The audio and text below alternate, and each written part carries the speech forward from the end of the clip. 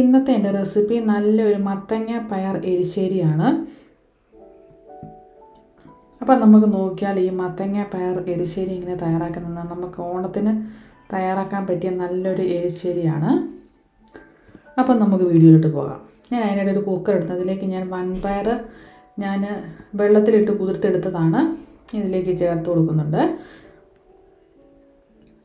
പിന്നെ ഇതിലേക്ക് ഞാൻ ചേർക്കുന്ന മത്തങ്ങയാണ്. ഇനി നമുക്കിതിലേക്ക് വെള്ളം ചേർത്ത് കൊടുക്കാം.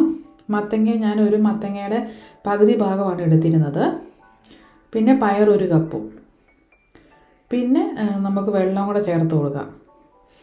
നമുക്ക് ഇച്ചിരി ഉപ്പ് ഇട്ട് കൊടുക്കാം. പിന്നെ മഞ്ഞൾപ്പൊടി ഒരു 1/4 ടീസ്പൂൺ ചേർത്ത് കൊടുത്തൊന്ന് മിക്സ് ചെയ്തിട്ട് നമുക്ക് കുക്കറിൽ വെച്ച് വേവിച്ചെടുക്കണം. ഇത് വേകുമ്പോഴത്തേക്ക് നമുക്ക് ഇതിലേക്ക് അരച്ച് ചേർക്കാനുള്ളത് നമ്മൾ തേങ്ങാപ്പീര എടുക്കാം.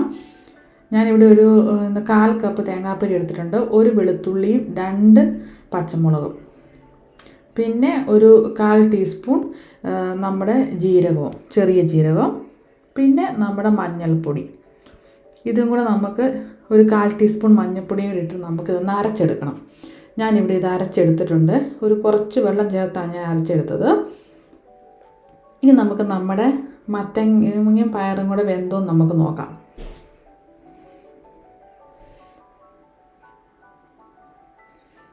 നമ്മുടെ പയറും മത്തങ്ങയും ഏകദേശം വെന്തിട്ടുണ്ട്. ഇനി നമുക്കിതിലേക്ക് നമ്മൾ അരച്ച് വെച്ചിരിക്കുന്ന നമ്മുടെ തേങ്ങ അരച്ചത് ഇതിലേക്ക് ചേർത്ത് കൊടുക്കാം.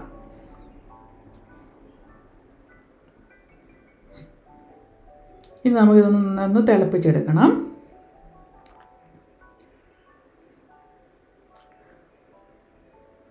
ഞാൻ ഫ്ലെയിം ചെറുതായിട്ട് കുറച്ച് വെച്ചിട്ട് ഞാൻ ഒരു 10 മിനിറ്റ് ഒന്ന് തിളപ്പിച്ചെടുത്തിട്ടുണ്ട്.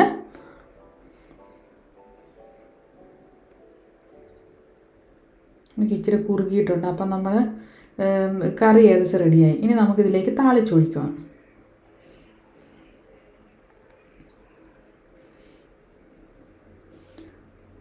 ഞാൻ ആദ്യം ഉപ്പ് ചേർത്തത് കൊണ്ടാണ് നമ്മൾ ഇടയ്ക്ക് ഉപ്പ് നോക്കിയിട്ട് ഉപ്പ് കുറവാണെങ്കിൽ ചേർത്ത് കൊടുക്കണം. ഇനി നമുക്ക് താളിച്ചൊഴിക്കാം. ഞാൻ അതിനായിട്ടൊരു പാൻ അടുപ്പത്ത് വെച്ചിട്ടുണ്ട്. അതിലേക്ക് ഞാൻ വെളിച്ചെണ്ണ ഒഴിച്ച് കൊടുക്കുന്നുണ്ട് 2 ടേബിൾ സ്പൂൺ. ഇനി അതിലേക്ക് നമുക്ക് നമ്മുടെ കടുക് ഇട്ട് കൊടുക്കാം. കടുക് പൊട്ടി വന്നതിന് ശേഷം നമുക്ക് ഉണക്കമുളക് ഒരു 2 അല്ലെങ്കിൽ 3 ഇട്ട് കൊടുക്കാം. പിന്നെ ചെറിയുള്ളി ഒരു 5-6 ചെറിയുള്ളി ചെറുതായിട്ട് കട്ട് ചെയ്തെടുത്തതുകൊണ്ട് ചേർത്ത് കൊടുക്കാം. പിന്നെ കറിവേപ്പില.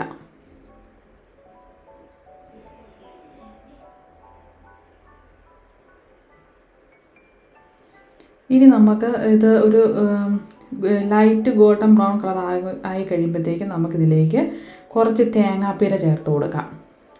ഒരു 2.5-3 ടേബിൾ സ്പൂൺ തേങ്ങാപ്പീരയാണ് ഞാൻ ഇതിലേക്ക് ചേർത്ത് കൊടുത്തിരിക്കുന്നത്. ഈ തേങ്ങയും കൂടി ഇതിനകത്ത് കിടന്ന ഒരു നല്ലൊരു ഗോൾഡൻ ബ്രൗൺ കളറാകണം. ഈ രീതിയിലുണ്ടാക്കിയ നല്ലൊരു ടേസ്റ്റാണ് ഈ മത്തങ്ങ പയർ എരിശ്ശേരിക്ക്.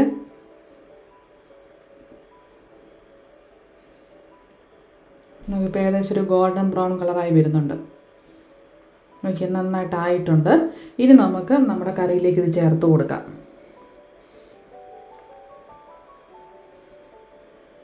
ഞാനിത് കറിയിലേക്ക് ചേർത്ത് കൊടുക്കുന്നുണ്ട്. ഇനി നമുക്ക് നന്നായിട്ടൊന്ന് ഇളക്കിയെടുക്കാം. എന്നിട്ട് നമുക്ക് സെർവ് ചെയ്യാം.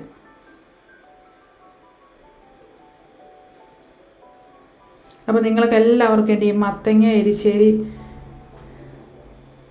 ഇഷ്ടപ്പെട്ടു എന്ന് വിചാരിക്കുന്നു. ഇഷ്ടപ്പെട്ടെങ്കിൽ ലൈക്ക് ചെയ്യാനും ഷെയർ ചെയ്യാനും സബ്സ്ക്രൈബ് ചെയ്യാനും മറക്കരുതേ. വീണ്ടും പുതിയ റെസിപ്പിയുമായിട്ട് പുതിയ വീഡിയോയിൽ കാണാം. Thank you.